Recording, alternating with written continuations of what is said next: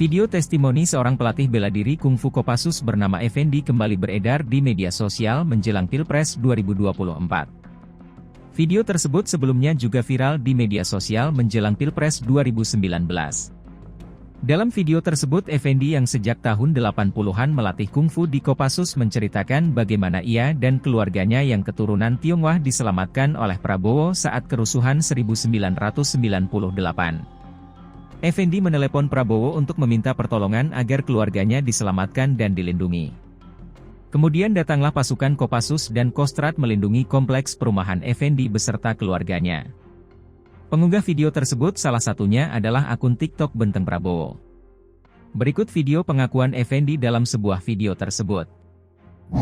Saya kenal dengan Bapak Prabowo itu tahun 1981. Beliau mengundang saya untuk melatih pasukan khususnya dalam hal itu ilmu bela diri kungfu.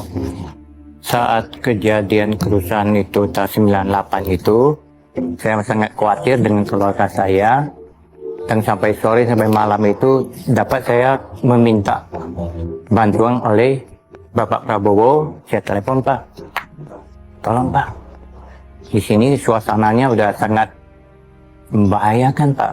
Kemudian beliau setuju dan perintahkan anggotanya, pasukannya datang ke tempat tinggal saya. Kemudian anak saya, keluarga saya diamankan dengan banyak sekali tentara.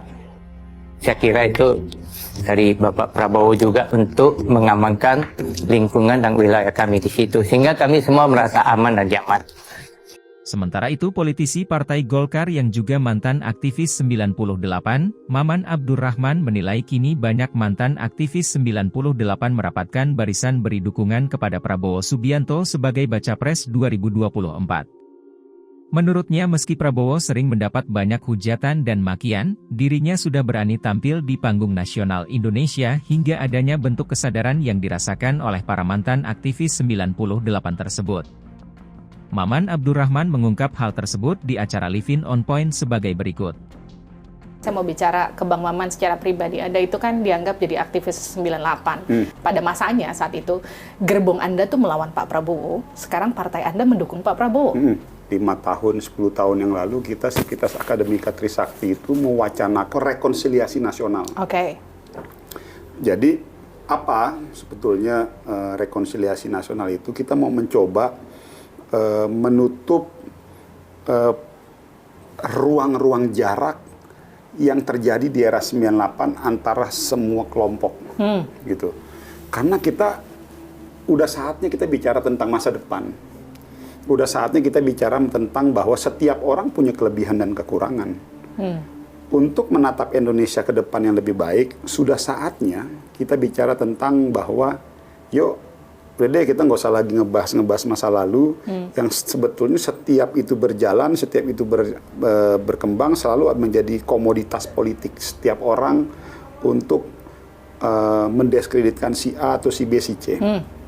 Faktanya bahwa hari ini dengan semua proses perjalanan waktu ini, Pak Prabowo dengan segala kelebihan dan kekurangannya, beliau sebetulnya termasuk orang yang sudah cukup memiliki keberanian tampil di panggung nasional ini, walaupun beliau dihadapkan dengan hujatan dan makian. Kenapa orang-orang yang dulunya berhadap-hadapan dengan Pak Prabowo kok sekarang malah bersama-sama? Artinya ada sebuah kesadaran bersama kita, Mbak, bahwa kita tuh dulu tuh kayak, ya gini loh Mbak, itu kan jatuh rezim ya, Soeharto, ya pastilah wajar orang yang dulu mungkin ada di kubunya Pak Orde Baru berseberangan dengan kita, beliau membela ataupun melakukan pengamanan ya misalnya. Karena waktu itu kan konteksnya Pak Prabowo kan beliau sebagai Danjen Kopassus kan, artinya ya tugas beliau mengamankan negara kan. Jadi waktu itu kan beliau bukan mengamankan Soehartonya itu dulu ya, tapi melekat di badan beliau adalah sebagai seorang aparatur negara untuk mengamankan kepentingan negara. Jadi kesadaran itu yang akhirnya terbangun di kita bahwa oh ya, sebenarnya dulu tuh Pak Prabowo itu bukan, walaupun memang kebetulan beliau menantunya Pak Soeharto, Tapi yang terbangun di badan dia itu adalah melekat posisi beliau sebagai TNI, sebagai tentara untuk mengamankan negara. Halo, selamat berjumpa dengan saya Anika, pembaca berita podcastnews.id. Saksikan terus konten-konten menarik dari kami. Jangan lupa subscribe, like, dan komen. Terima kasih.